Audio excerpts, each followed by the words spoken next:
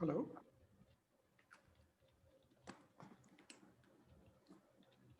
Hello. Hi Venkat, can you hear me? Yeah. Hi. Hi. I can hear you. I can see you. Let me get my video on Only here. you're not audible. Hello. Can you hear me? Yeah, that's much better. Okay. Hi. Good. So Sushant is feeling unwell. So He told me. No issues. kind of take over. Not a So problem. what I'm going to do is I'm going to first share a post now, and then in about a couple of minutes I'll just start the live. We'll then go on mute, and this thing. Be great if you can also share on your Facebook timeline. Uh, I'll do that right away, and I'll monitor all the questions on the timeline, and I'll keep asking them to you as they come from the audience. Yeah, no Yeah. problem. You want me to There's just go? one small thing, which is I live Yeah. right next to a mosque. So if that azan unexpectedly starts, I'll mute myself and I'll just type into the chat box azan. So just just stretch your answer for whatever you're saying for another 2 minutes. Yeah. I pay a once in 3 months visit to my barber shop where he starts with half an hour of Allahu Akbar. So it's great fun. Right. Okay, great. So let me just go ahead and post So should a I go on mute session. now? Huh? Should I go on mute now? No. I'll tell you when I'm starting to transmit, Okay. and for now, right now I'm just trying to get a post going. Uh, Is this conversation will be available on Facebook, which means later on people can yes, dial in? yes. No, because a lot of my friends were saying Available Saturday on the morning is better. page.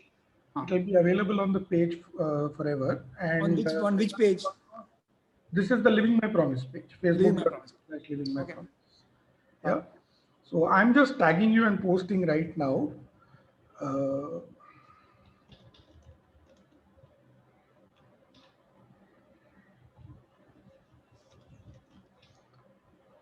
if you want, you can also share it. I've Yeah, I just will. I will. No, I'm just getting into Facebook by all means. cool.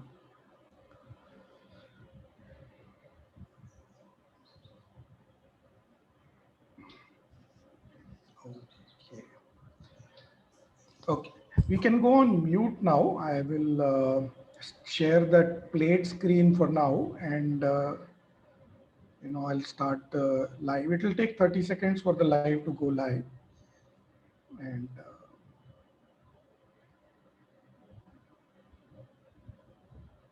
yeah, I'm going on mute as well.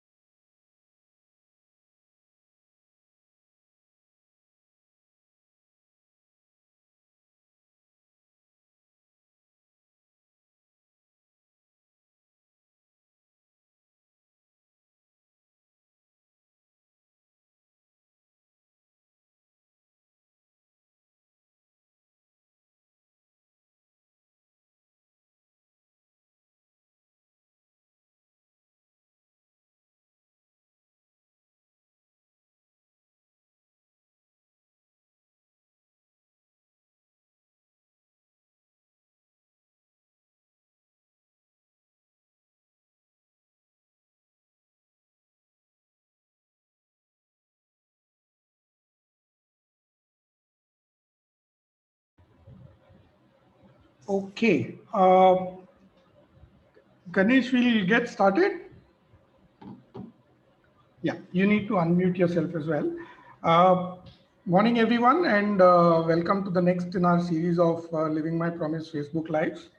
I am, sorry you're going to miss your favorite anchor today. Sushant is unwell a little, and so I am stepping in at the last minute to kind of take over.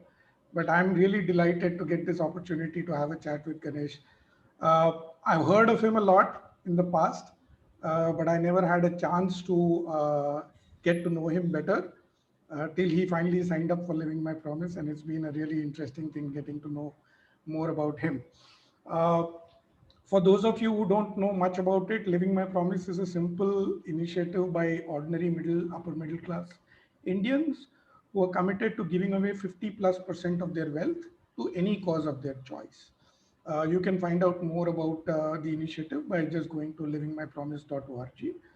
Uh, if you have any questions during the course of this 1 hour conversation, feel free to post them on the Living My Promise Facebook page, where you'll see this live video happening, and we'll pick those questions up and ask Ganesh those questions.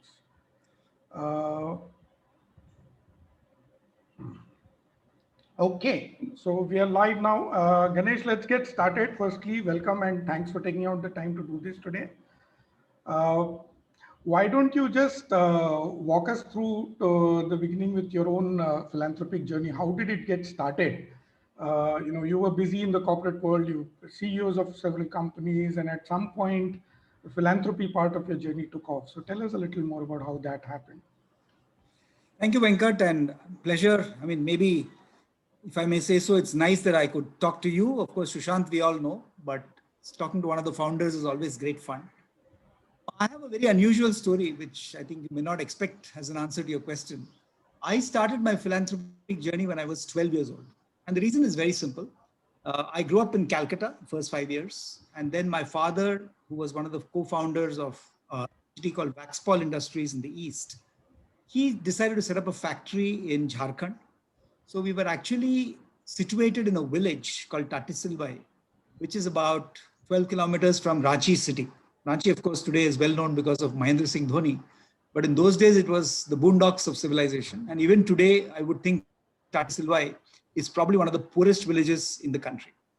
And we were actually probably the only brick house surrounded by 6 villages and a railway station not too far away and a river not too far away. Typical idyllic village sequence. And the reason why I got into philanthropy very early was that my father was this enormously talented, multifaceted human being. He ran the Ranchi Tamil Sangam. He, of course, was a very successful entrepreneur in the chemicals industry. And in addition, he was a very avid follower of the Ramakrishna Mission. And the Ramakrishna Mission actually encouraged him to set up a Seva Kendra, which for those of you who don't know Hindi would mean a service center very close to our factory. So there almost 200 village kids would come every day. And our duty was, my sister who's 5 years elder to me and me, every day we came back from school at about 3 p.m. We'd throw our bags in a corner and we would immediately at 3:30, we would be in the Seva Kendra. So literally from class 7, my sister was in her final year at that point of time. We used to spend more time in the Seva Kendra than actually playing like other children do. And I mean, the Seva Kendra was all about, hearing good things, sharing ideas, making new friends, singing patriotic songs, etc., etc. So even at that time, and my father was this amazing individual. And I still remember when I was probably 13 or 14 years old, and my father used to make a paltry salary in those days and used to spend half of it on the Tamil Sangam and half of it on the Seva Kendra. And my mother used to ask him that, look, if we never have any savings, how on earth are we going to get these children to be successful? And my father had a very simple answer to that. He says, look, my children and your children are intelligent. We are bringing them up with great values, with service to our society. They're being educated well. After that, they're on their own. I mean, if any child of mine expects me to support them after the age of 18, it's not for me. And it struck me that, look, my father was a visionary in those days, because even today, when you look at successful children, like my daughter, I mean, she's never taken a rupee or a dollar from Uma or me since she was 16 years old. from the time she finished her ICSE in Mumbai and went off to the United World College. And then she was on a Gates scholarship for 9.5 years in Cambridge. And then, of course, through Harvard. And today she's a cancer specialist in Sloan Kettering. And if you look at all the bright children, I think we're finding that they find their own feet very, very quickly. So given that background, and sorry for the long answer, but my intent to give back started at the age of 12, as I mentioned. Obviously, after that, like everybody else, you got caught in the whirly-burly of legitimacy, as I call it, until I was probably around 35 years old. At that time, I was the new CEO of this company called Aptech.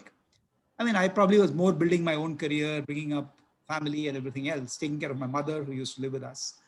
But at some stage, and probably it happened when I was 38 or 39, I also said, like my father, that let's start giving back. So I think the giving back journey started when I was probably 2 years into my first CEO role and has never stopped. And I think that's probably the story of a long journey in philanthropy, which obviously is culminating in a almost full commitment towards philanthropy. Very interesting. So that's, so how important is this, Ganesh? I mean, the upbringing and the exposure to philanthropy in childhood, does that make a very big difference? Have you seen that with other people as well? Or do you find that there are as many people who get onto the philanthropic journey, even if they haven't had those experiences in childhood? See, it's a good question, Venkat, because if you look at America today, I mean, young people at the age of 27, 28 are giving back. I know my daughter, right from the time she became a full-timer at Sloan Kettering Hospital, she's been giving back to various causes. So they start pretty early because that's the culture of Western society. But in India, somehow, we still have this, even if you're well off, I think we still have this very middle-class mentality which says that, look, I have to keep saving for a rainy day. In fact, I have a favorite statement which says that, look, some Indians and many of us, even including very rich people, are that legitimacy curse, if you will, throughout their lives. I mean, even when you've made a lot of money at the age of 55, you want to make more money. I mean, after you retire from a very successful career at the age of 60, your first option is not to think of a social work career, but you actually want to maybe become a master coach and join boards and make lots of money, etc., etc. So I think philanthropy is not ingrained in our system. As you know, Venkat, I've been a very active member of Social Venture Partners for the last 8 years. First started off as an ordinary partner, then took on the chairmanship of Social Venture Partners in Pune, then took on SVP India, and now the global board of SVP. And we're finding that more and more when we talk to people, I remember we were trying to start a chapter in Chennai.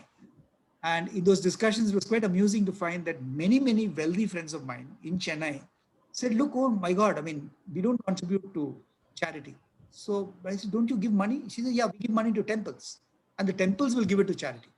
So the direct philanthropy approach, which is so common in the West, is becoming increasingly common in China, has not been there in our country. So I think probably I was fortunate that I grew up in an environment of philanthropy and I found that it made my father a better human being.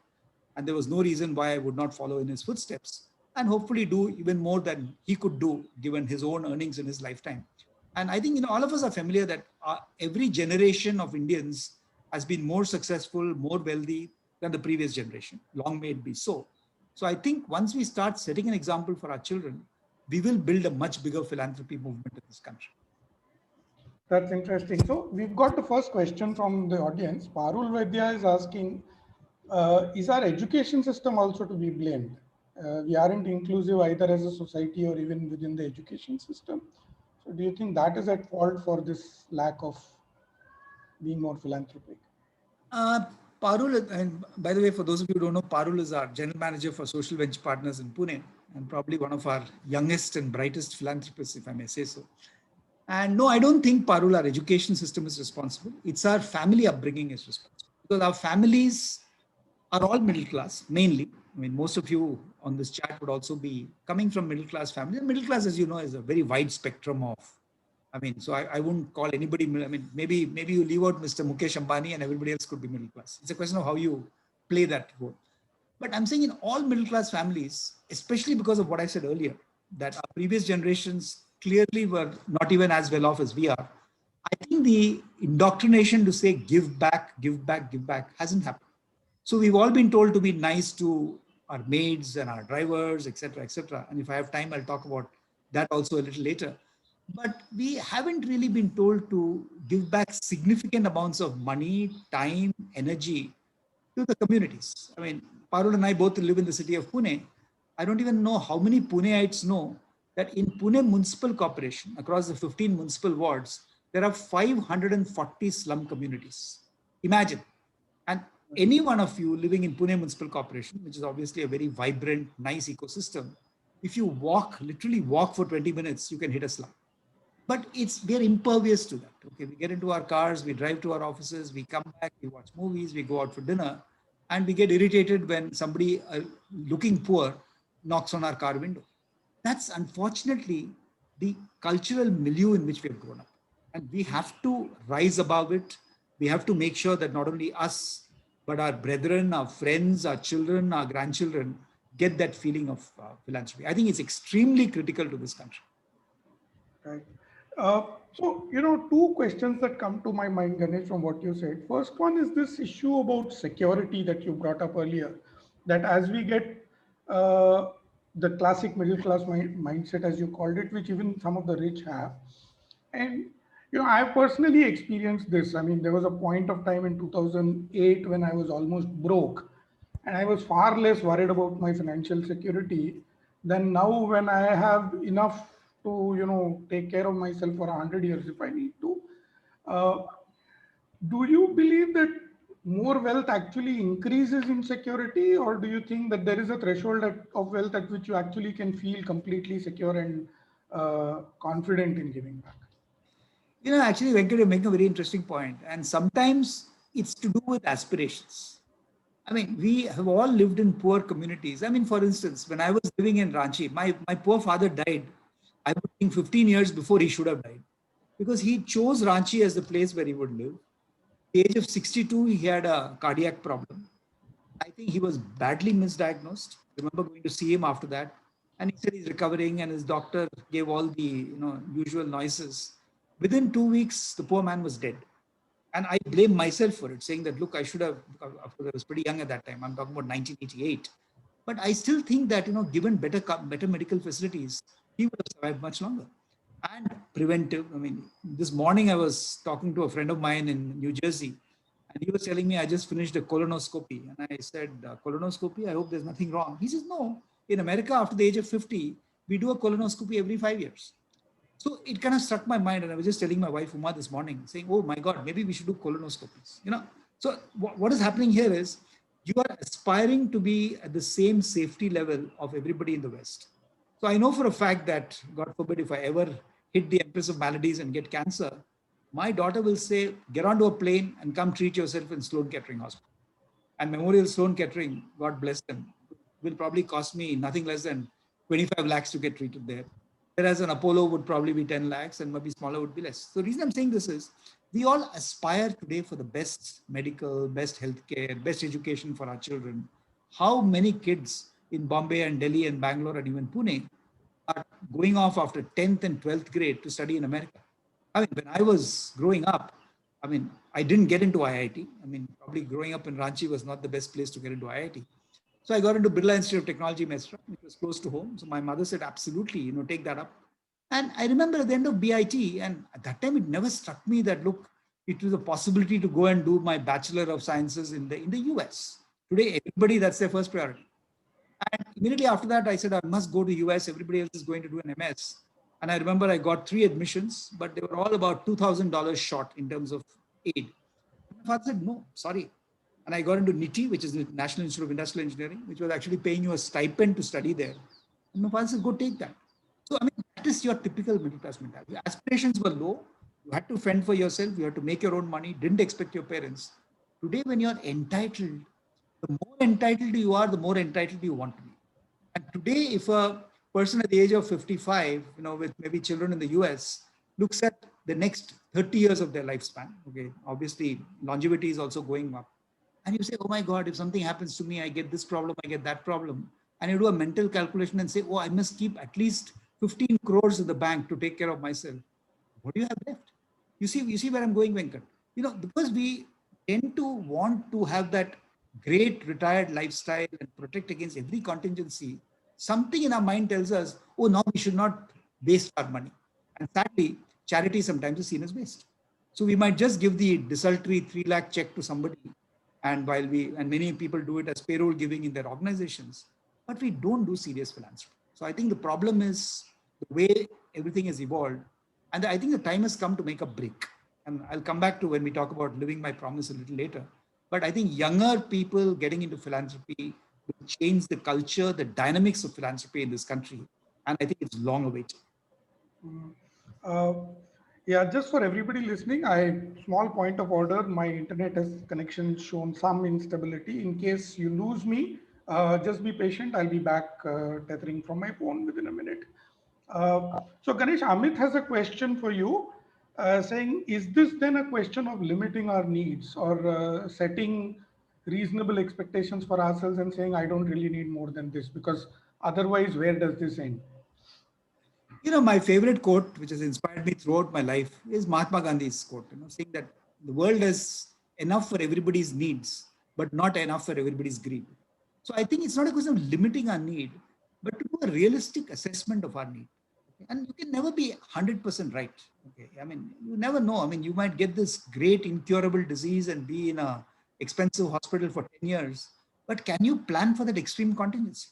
So I'm saying if you have a realistic assessment of needs, then you will know that there is, if you may call it, disposable income for philanthropy. So I think it's just a question of not limiting your needs, but knowing your needs and not confusing either greed with need or excessive worries about what could happen in the unforeseen future into your need cycle. So if you do that, I think you'll be more sanguine in your own life. You'll enjoy life more, donate more, make more people happy, and hopefully in that process, you will live longer because you'll have a much more peaceful frame of mind. And so you and Uma decided, I presume even before you signed up to Living My Promise, that you're going to give away more than half your wealth. And signing up to LMP was more, okay, coming into that system kind of a thing. So Yeah, how did you get to that? I mean, how did you get that sense that, more than half of what we have, we can give away? I am unfortunate to have 5 great friends.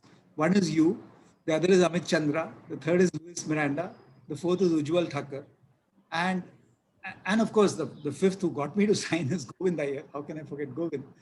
So Govind, of course, as you know, has taken over from me as the India chair of Social Venture Partners.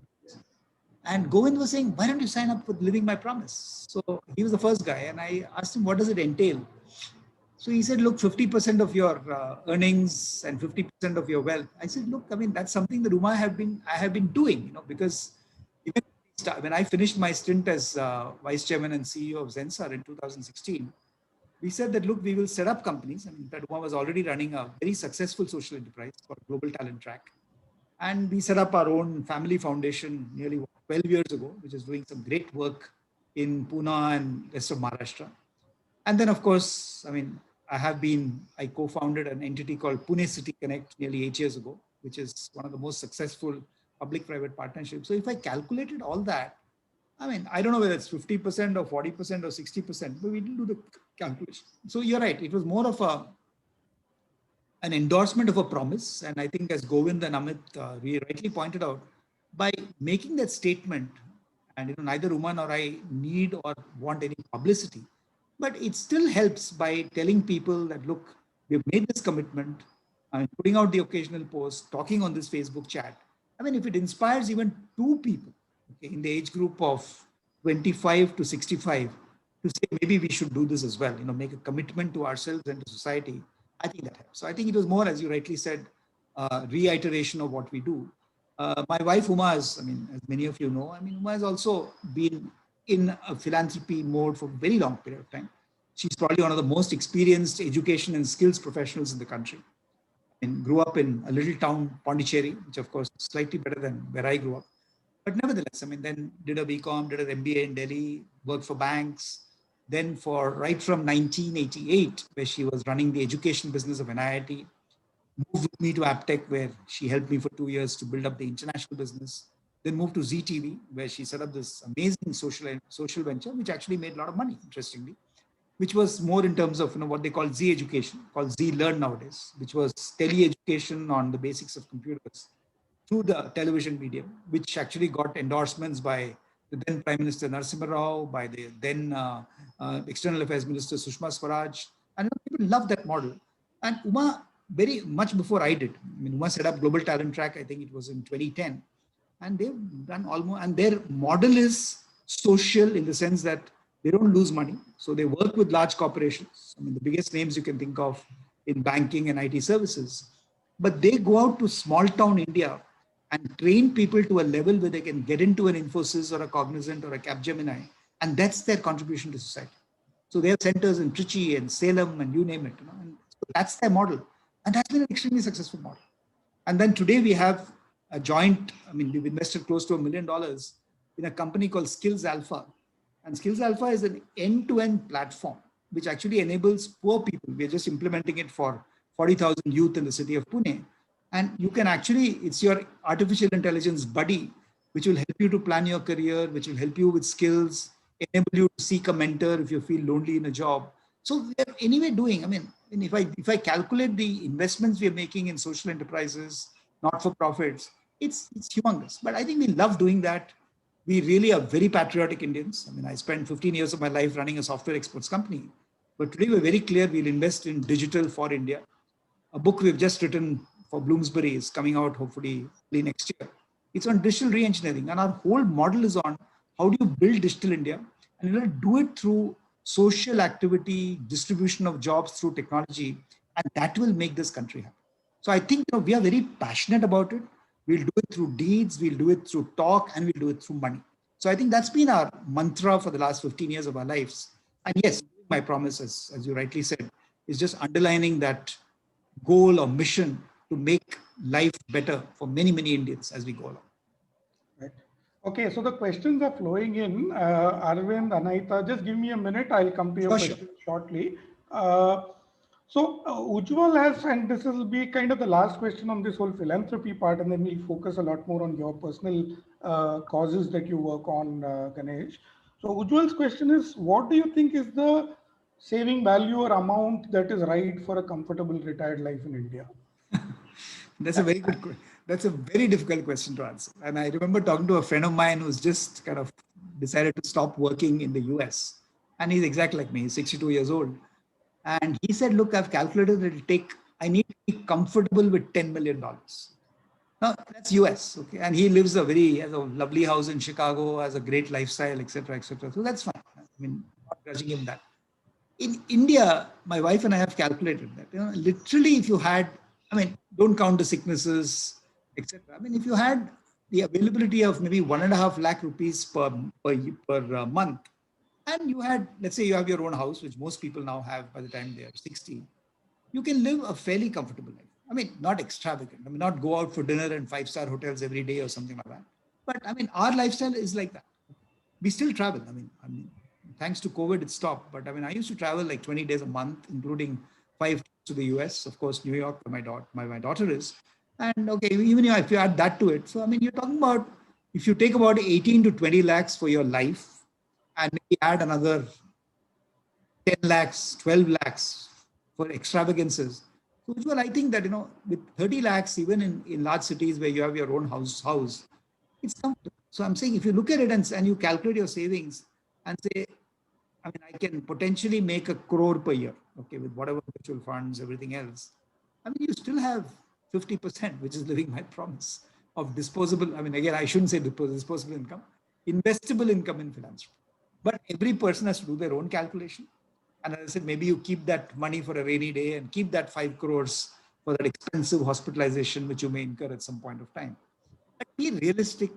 Remember that, I mean, the 250, the 2.5 lakh slum households in the city of Pune need that money much more than I do. And that's a constant reminder for me that we must do as much more for charity as possible. Nice. Okay, so Arvind's question, which kind of segues into your own journey, is his point was India has a huge population and there's like a multitude of issues we face, right? So you mentioned slums as one example, but one could reel off easily at least 100 problems that India faces. So what are the causes you have chosen to focus on, and why did you pick those causes to work Sure. on? In fact, if you look at the Sustainable Development Goals, I'm sure most people in this group will know about the SDGs. And that was chartered by the United Nations General Assembly in 2015. So they set up these SDGs or Sustainable Development Goals for 2030. And there are 17 of them, so I won't really go through the list. But we've chosen two as very dear to our hearts. One is better education, and the other is a better living and a better community life for everybody. So these two are core goals of sustainable development. The underlying goals, of course, are the first and the second goal, which is zero poverty, and to ensure that nobody dies of hunger or nobody is hungry.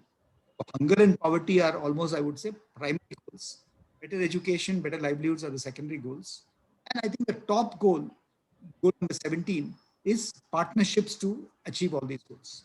So to answer your question very specifically, we've chosen education, we've chosen livelihoods, we've chosen an important entity in today's time called digital literacy, as these are the three areas that we support.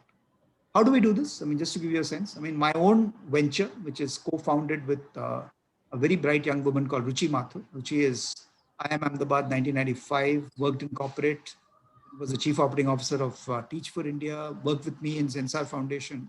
And she is kind of my partner in crime, if you will, for everything we do in the city of Pune. That is one. Second is, of course, social venture partners, where I obviously contribute every year. If I don't, Parul will come after me. So definitely I don't have a choice.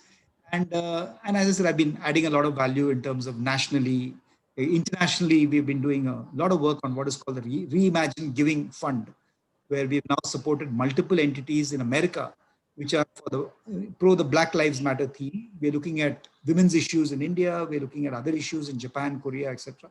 So that's one larger platform that I support. Pune City Connect, which is now called the Lighthouse Communities Foundation, is, as I said, my core raison d'etre, if you will, with Ruchi Mathur. So apart from Pune City Connect or Lighthouse Communities Foundation and social venture partners, I think we have three more. I'm on the board of this amazing entity called Educate Girls. I mean, the full name is, of course, Foundation to Educate Girls Globally. Where again, I mean, Louis was the person who suggested Educate Girls to me. My friend Ujwal Thakkar is actually on our board, as well as he's the chairman of the board of Educate Girls. We have a very, very strong board. I mean, we have a gentleman called Sumit, formerly government. We have Irina Vittal, who's a big name in the corporate and social sector. And of course, we have an amazing CEO, Safina Hussain. And I think Safina, from a pure background, is amazing. Now, that is a highly scaled and a highly scalable venture, because we work in Educate Girls on putting rural girls back to school. I mean, we started off in Pali in Rajasthan, which is one of the poorest districts there. Moved to Madhya Pradesh. I've just started Uttar Pradesh. Hopefully, at some point, I'll convince Ujwal and Safina to move to my home state of Jharkhand, which we haven't done yet. But we're really addressing this issue, and the vision is mind-boggling. I mean, today we are talking about maybe 100,000 girls who are really being directly impacted, and so many households. But the goal is that 17 million or 1.7 crore girls will be put back to school. And put back to school is a euphemism of improving the quality of their life. I mean, the minute a girl stays in school till she's 16 years old, she doesn't get married at the age of 13, which is a very big issue even today. She doesn't, I mean, she follows menstrual hygiene, so many other good practices, and she becomes the fulcrum of a home that she will build for the future. So India's dependence on girls staying in school, not getting married till they are 18, is enormous. And I think that's one great mission that we are all happy about. Our own family foundation, the Natarajan Education Society, is scaling substantially. I mean, given my own time constraints, Uma, my wife, actually looks after that full time. I mean, full time meaning she is the kind of the executive chair of that entity. And we're doing amazing work there. I mean, we have Dr. Raghunath Mashilkar, Padma Vibhushan, who's been our supporter for the last 10 years. So between him and various members of the Innovation Council, we identify great initiatives done by college students, which are the social sector. We give them monetary awards. We recognize a ton of them. It's a huge event that happens. In addition, we work with some of the banks to create masks in times of COVID. We're now working on women's issues. We're now working with the government of India to set up a center in Aurangabad, which will actually do healthcare for ASHA workers. So that's one. And finally, I'm also on the board of Asian Venture Philanthropy Network. As many of you may know, AVPN is one of the most scaled philanthropy platforms in our part of the world. And today, whether it's a Bill and Melinda Gates Foundation or a Michael Susandale Foundation or Rockefeller, all of them will lean on AVPN to give them, suggestions, be part of the platform. So we're really working jointly on, creating a much larger model. AVPN is based in Singapore, but just to give you a sense of the heft or the influence they carry, last year in Singapore, we had a conference, our annual conference, which attracted almost 1,500 delegates in Singapore. This year, thanks to COVID, we obviously couldn't do it in Singapore. But we made a virtue out of a vice and said that, look, let's do it on a large scale on the internet. We had 6,000 registrations and multiple tracks on environment, education, healthcare, etc., etc. And we had phenomenal attendance right through. And I was thoroughly impressed. I'm saying this is the potential of people looking at philanthropy, looking at issues for the world.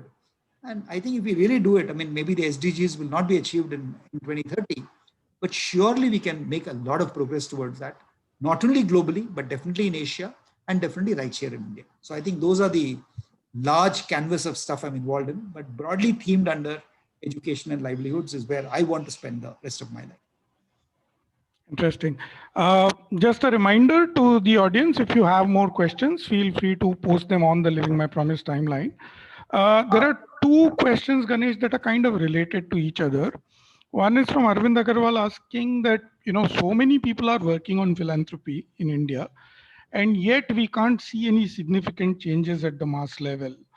And therefore, how does one, or how do you change what is being done in philanthropy to actually see visible impact? So that was one. And related to it is Anahita's question that how don't you worry about whether your money is actually being used well, and how do you kind of ensure that it's going to the right place? Okay, let me answer Anahita's question first. I do not believe in checkbook. Okay, and in fact, even in Zensar, when I was running for 15 years, when somebody came, I think it was one of the large entities who signed the giving pledge, where you can actually have payroll giving, where maybe some rupees from every payroll can be. I said, look, why? We are employing 8,000 young people. Average age was 27. I said, if they want to do philanthropy, we must encourage them to participate. And let me tell you the story, because when we started, and we early on, this is I think probably 2005, I publicly told my investors, and it's a public limited company, as you know, Zensar, and our board that, look, I want to run this company on the triple bottom line basis, which, as most of you would know, the triple bottom line is the 3 P's of profit, planet, and people. And we said, we'll stand for this. And I remember our investors were a little skeptical, saying, shouldn't you just focus on profits? We honestly, if you are a typical small retail investor in the stock market, you don't care. The Zensar is meaningful in Pune and Hyderabad and Johannesburg or not. And I said, look, I can prove to you that a triple bottom line company will add more value to the first bottom line of profit that you're interested in than the normal company. And sure enough, we proved it time and again. just to give you a few examples, South Africa, we set up what was called a learnership center in partnership with the government of Johannesburg. And it was one of the most successful, under what they call the broad-based Black Empowerment Scheme, which is the BBVE. And it's been extremely successful. We adopted one complete slum settlement in Pune called Chandanagar, and that's how my own story started. And which is when we got on a very lovely advisory board. We had somebody like Anu Aga, who most of you know. So Anu, Rati Forbes, who's today the chairperson of SVP Pune, joined our advisory board early 2006, 2007. We got in people like Pavin Verma, who was the former CEO of CRY, who even today is on our board along with Ujjwal. And Pavin has been a mentor to Ruchi and a very close friend for very many years. We got somebody called Sonali Ojha, who's kind of the soul, life, and the architect of everything we do in Pune City Connect. So she helped us. And I discovered the word agency for the first time. That when you see the eyes of a young child sparkle, that after school she's going to this center and she's changing her life, I realized that with that agency, that girl can compete with my daughter. She can go to Cambridge and Harvard and Sloan Kettering and anywhere. And that agency, that spark that kind of lights up young people is not there because people don't know a better world. So I said, let's make that happen. So I think that's really how we started. And so Anahita, to your point, we encouraged And we then started multiple projects. I won't bore you with the details, but there were about 5,000 people working in Pune at that time. And we said, look, anybody who wants to contribute to philanthropy, just put up your hand. We will give you an opportunity 4 hours per week, 2 hours of your time, 2 hours on maybe on company time, where you can contribute. And 27%, which is the highest percentage of voluntary contribution in any company, in any industry in this country, I can guarantee you that. 27% gave time and of course money. Most people did payroll giving to contribute to these causes. And then comes my proof point. We found that Zensar, as it is, the attrition was very low. I mean, as against in those days, industry attrition of 18% of people, ours was hardly 13%. In fact, our critical talent attrition was less than 2%. So we had a very strong team. But amongst those 27% of the people who contributed in philanthropy, the attrition actually came down to a third, which means that not 13%, but less than 4% of those people would leave.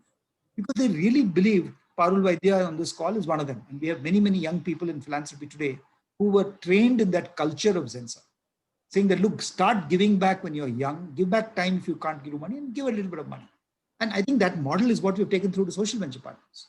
So that's the answer to your question, Anahita, that look, if you just do payroll giving, you'll always worry about, oh my God, 2 lakhs of my money went here. I have no visibility. I don't know what they're doing with the money. But if you're able to give time, energy, and money, as I said earlier, you know where your money is going. I mean, just to give you a sense of what we do in Pune, when we started, and I'll very quickly tell you the story, this was because Ruchi and I were inaugurating a little digital literacy center in a village not far from where I live, which is Kalyani Nagar in Pune. And at that time, the member of parliament, very, very enlightened woman called Vandana Chavan, was very active in the NCP politics even today. So Vandana came and she's a good friend of ours. So Vandana said, look, why don't you invite the commissioner and the mayor? So we said, look, like every, seemingly holier than thou corporate, we also said, no, we don't want anything to do with government. We have the money, we'll do it ourselves. He said, look, I think it's only right that you invite them. So we said, okay. So we used her good offices. We invited the mayor. And there was a young commissioner who had just come to become the Pune Municipal Commissioner, a guy called Kunal Kumar.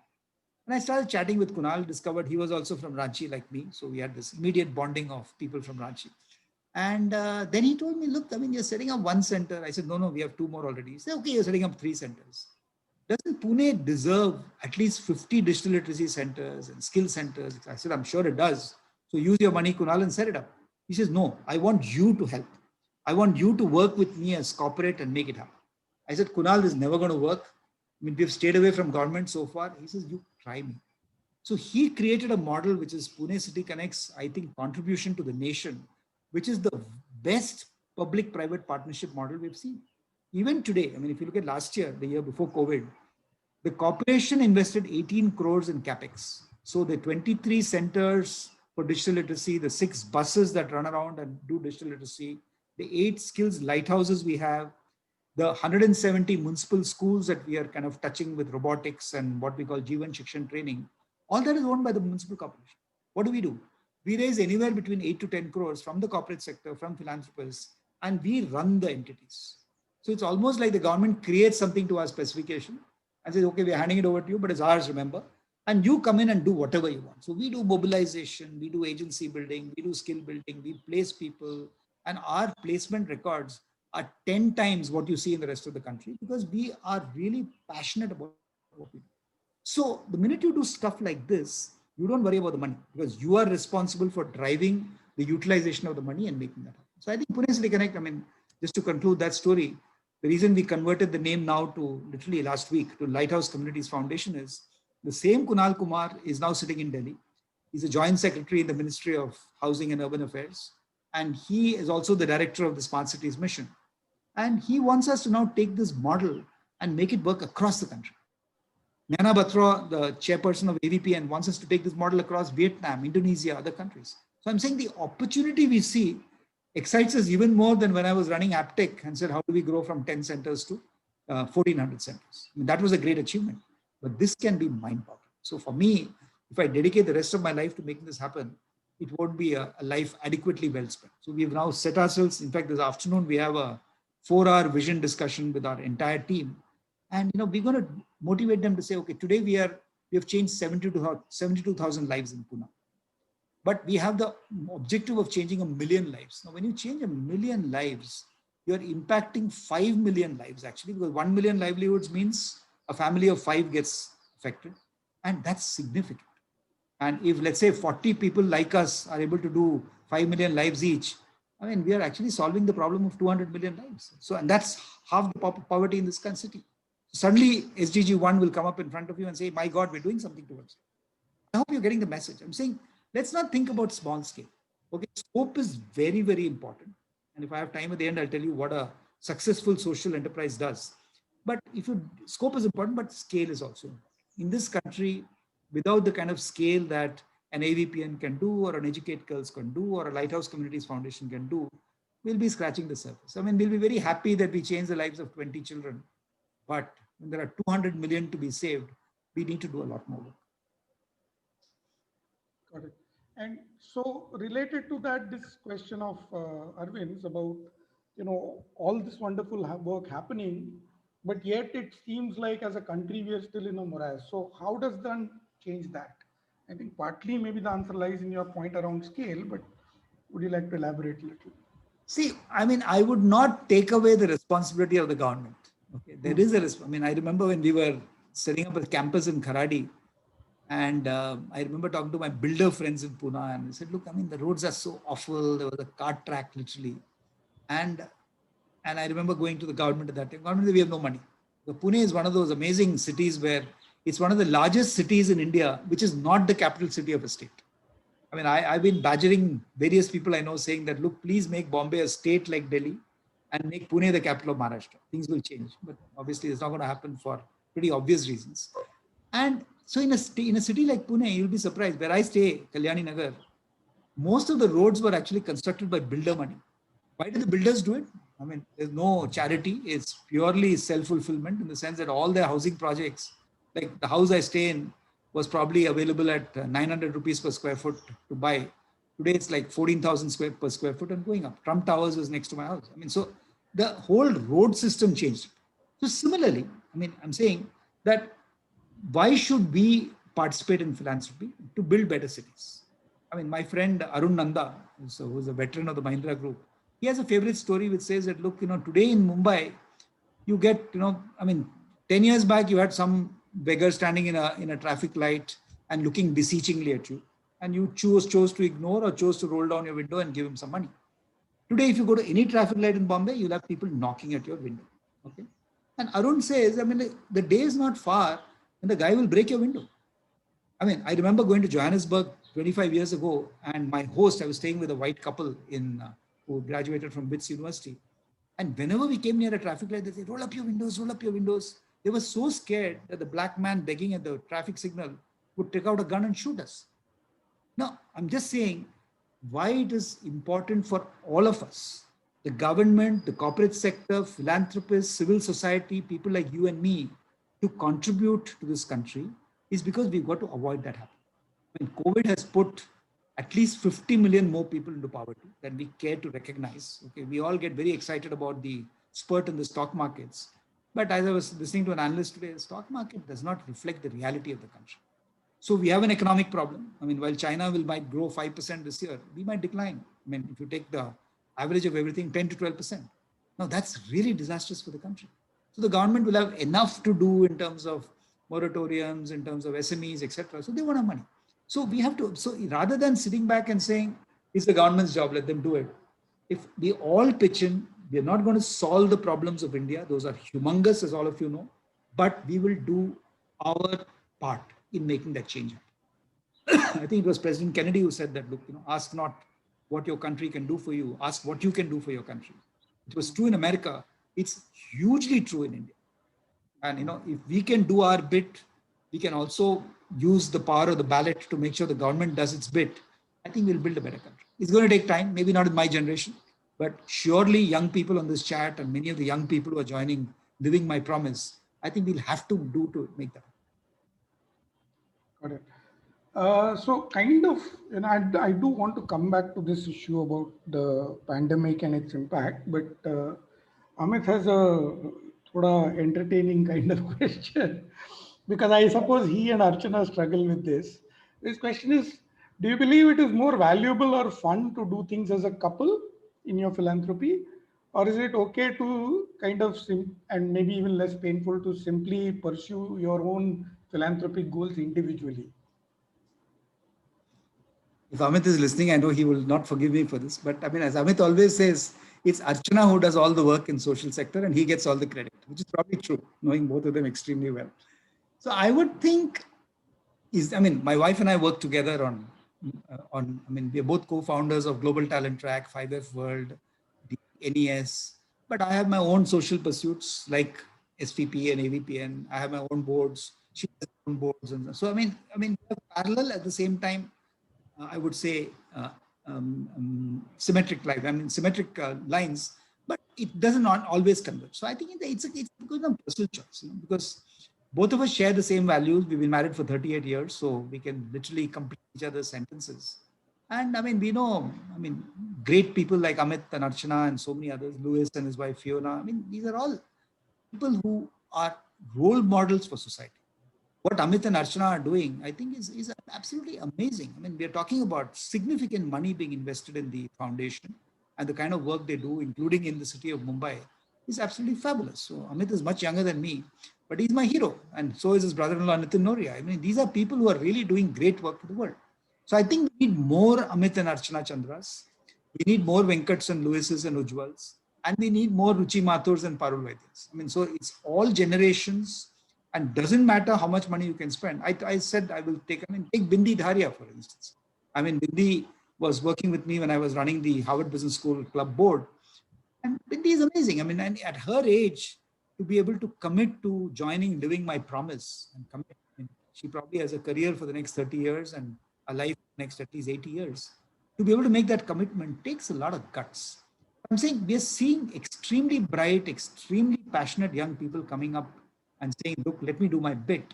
And I think all of us, whether it's Ganesh and Uma or Venkat and Amit and Archana, all of us, I think, owe it to do our little bit or large bit and make that happen. So I think that's what I would think at this point. So I mean, to answer your question, it doesn't matter whether couples work together or individually. Maybe individually they'll have more heft, but working together, maybe they'll create more scope. I don't know. We'll have to figure it out. Yeah. But sometimes you have different ideological approaches to these things, right? I mean, one person might have a more numbers driven or a impact driven approach. Another person might be more empathetic in their approach to one person may be more focused on one cause, another person may pick a basket of causes. So how do you resolve that? You just go your different ways, or you try and thrash them out and try to force yourself to work together? See, I don't think there is any point in completely trying to change each other's ideology. Okay, there are some core values we'll all agree on. Like between Uma and me, for instance, we both believe deeply in having a common, I mean, I'm not talking communism or socialism. I mean, we really believe that we have to bring everybody in this country up to a certain level, okay, where there is agency, there is aspiration, there is a livelihood being generated for themselves and their families. It's extremely important. Now, beyond that, I mean, I don't quarrel with the size of the house that a millionaire in South Bombay wants to own. I mean, that's their privilege. Would we ever buy a house like that? The answer is no. Would we ever live in a slum? The answer is also no. Because I think, we believe that we owe it to ourselves to live a good life, travel whenever we want to, etc., etc. So those things we agree on. But beyond that, I mean, have I asked Uma whether I should actually be just single-mindedly over the next 10 years chasing this million sustainable youth or young people in Singapore? No, I haven't, because that's my passion. Her passion is working in small villages. I mean, she has spent tons of time, for instance, in Gujarat with the Seva people, just trying to understand. I mean, I know she's passionate about women entrepreneurship, the whole artisan community, which a lot of our own group and social venture partners likes. So we both have our passionate choices, and we are both believers in technology. I mean, even in our own work life, and I run the consulting businesses and investing business, Uma runs the skills business, because that's what she likes to do. But she just joined the board of a company called Imoha, which is a Loomis Partners company, which is probably going to build the biggest healthcare entity in the world. So we all both have our interests. Okay, so they converge occasionally, they diverge occasionally. So there's no particular need for us to convince each other. So I think both of us are equally strong personalities. And I think we tend to agree on most philosophical issues and disagree a lot on issues that don't matter, which is the fun part of any marriage. Okay. You did earlier, and I'm going to catch you on that. You said if we have time later on, you want to talk about a little about what makes for a good, successful social enterprise. Would you like to share your thoughts Yeah, on sure. that? No, in fact, yeah, I was actually chairing this Bombay Management Association convention on scaling social yesterday, where we actually discussed this point with a gentleman called Desh Deshpande, who is one of the big philanthropists from Boston. So we were actually on a panel together with the person of Social Venture Partners Australia, Mark. Amazing panel. So we discussed what makes a social enterprise. Doesn't matter whether it's for profit, not profit, successful. So the agreement is, look, I mean, at the end of the day, there has to be a powerful idea. And what I love about what I do in Pune City Connect or even Educate Girls is the power of the idea. I mean, you can really do scope and scale and change lives. Beyond that, you need a great business model. Okay, about the business model, I mean, the great ideas. I mean, I've seen a lot of Ashoka fellows and very bright, well-meaning social entrepreneurs.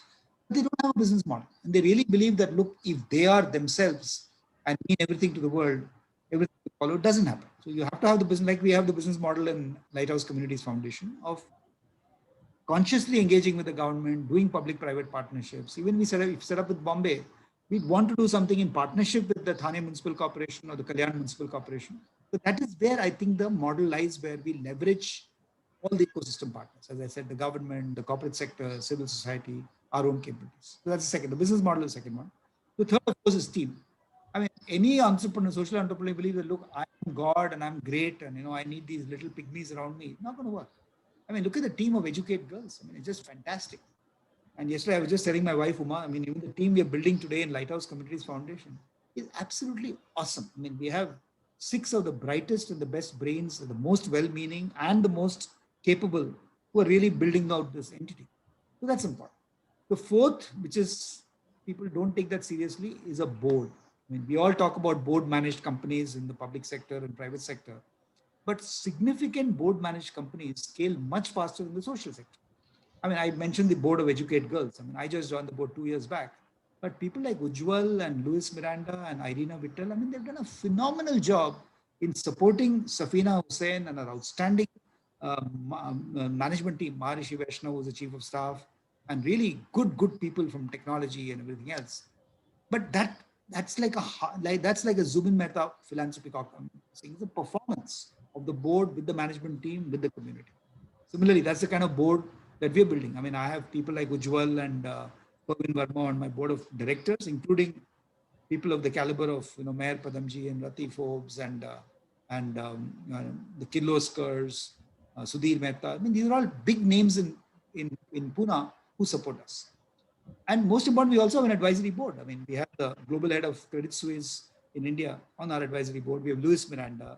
Okay, we have Sri Krishna from Satwa. So I'm saying we've really surrounded ourselves with bright people who will absolutely not have a problem contradicting what we are saying. Last but not the least, money. I mean, any social venture which says that, look, I'll do this stuff and then I look for money, it doesn't work. I mean, you have to have the ability to attract funds. And in fact, Ujjwal has been a great help to us in just brainstorming money, brainstorming partnerships, etc. But I mean, people like Safina have done it extremely well. I mean, why do philanthropic foundations chase Educate Girls? Because of all the other four. Okay, great idea, great business model, good management team, strong board. Here's our money. And I mean, it's not as easy as I make it, but I'm saying that is what we have to. So if you get these 5 parameters right, whether you're in business or you're in the social sector, you will build scalable enterprises. And scalable enterprises, as we've already discussed, is the future. Very interesting. I particularly like this thing about good boards and good people, essentially, team and board. I'm reminded of David Ogilvy's famous Matryoshka doll experience, where he says that if each of us can keep hiring people better than us into the teams and into our boards, then we'll build a company of giants. But if each of us hires people smaller than us, then we'll wind up building a company of pygmies. No, actually, it's true for teams as well as for boards. Absolutely. Correct. You have to find people who are better than you. Otherwise, what's the joy? I mean, you stop learning. I mean, if you stop learning when you start a company, there's something wrong with the whole process. But that's often a challenge, right? I mean, the ego comes into the way, especially if you set up a foundation of your own or you're a founder of an organization, then you often struggle with this that I am the founder and therefore, how do people overcome that ego? Well, you have to hire CEOs like me. I worked for two founders. Aptech was Mr. Atul Nishar and Zensar was Mr. Harsh Goenka. And both of them are very well-meaning, very supportive. But the CEO also has to be a strong person, which is why the management team is important. I had a management team who could look back to anybody and say, "This is what I think," and they had no fear. Any one of us could have walked out of the companies we were employed in and found something somewhere else. The reason why my management team in Zensar stuck on together for 15 years, we were like, young people growing up to very mature professionals, but just being part of a very cohesive team with a vision of, and even in Aptech, I remember 1991 when I first took over as CEO. 1992, we got a team together and said, "Oh, boss." At that time we had 11 training centers in India. And we got this team together and said, "Okay, what do we do? What do we want to accomplish?" And of course, we dreamt very big and said by 2000, we should be at least 100 training centers and at least one country outside India, which should be maybe with Dubai. Thank God we didn't write it down. That shows the limitations of our own thinking. Because when I left Aptech in 2001, we were 1,400 training centers in 42 countries, 24 of which we were market leaders. So sometimes our own thinking is limited. And then as we went along, we built this amazing team which executed in all these countries. Same thing happened to us in Zensar. I know the same thing will happen to me in Lighthouse Communities Foundation. Today, Ruchi and I think that this is what we have built in Pune. But it will be the Amrutas and the Anujas and the Mrinals of the world and the Ashiks of the world, that's the rest of our team, who will really scale this and make it happen. And I think if the next 5 people that we have identified and are grooming and are part of our team can take it forward, the sky is the limit. I'm saying we have to open up our own minds, not think that we will manage everything, and then things automatically flow. Right. Oh, that's amazing. We're kind of running out of time, Ganesh. I'll just push in one question I mentioned earlier about the pandemic. So, I think post-pandemic, a bunch of things have happened. One, obviously, like you said, so many more people have got pushed into poverty because of this K-shaped growth that we are seeing. But equally, I think for people who are slightly more financially comfortable, the perception of risk and insecurity has gone up dramatically, right? People who would have felt much more financially secure have kind of become a little more insecure after the pandemic because you don't know what will happen, etc. And there has been loss of livelihoods even among people who are reasonably well off. It's not like only the poor have lost jobs. So in this situation where the need is also higher, but at the same time the giver's insecurity is higher, do you have a message for how people need to look at their giving? I have a very simple mantra for my own life, which has been valid right. In March and April, we were also worried. Then my brave wife decided that because her parents are 89 and 87, and they were living alone in Pondicherry. And everybody was, and then things were getting worse even in Pondicherry.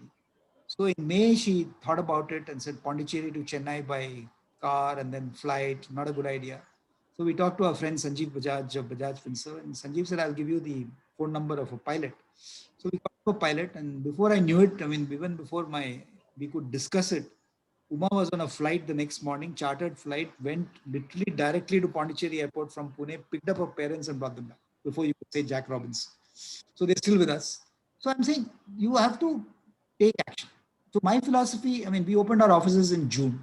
And we told people, because you have a lot of young people who work for us. And they said, "Look, we can't work from home. It's all nice for the IT sector to say everybody work from home till March of next year. But we can't do that because they're staying with small children, families, parents, in-laws, etc." So we opened our office. So we went every day to office for a couple of hours. People who needed to come came. And we had a happy existence. Okay, we had one COVID situation. So we had to shut the offices for 2 weeks. He's recovered and come back.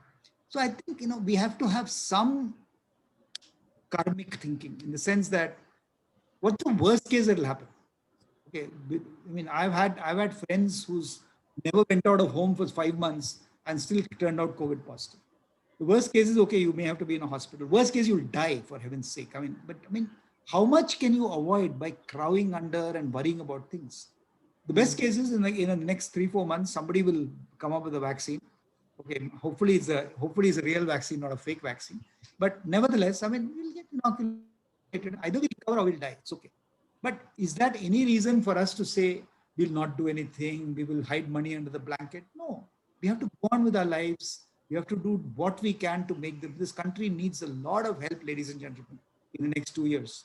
Let's go out and make it happen. Let's stop being afraid all the time for ourselves, and let's start being afraid for the future of the 200 million and make something happen. It's like almost a wonderful way to kind of end this. So I'll just, do you have I mean, this itself is a wonderful message, but do you have a last passing message for people who are listening to you today?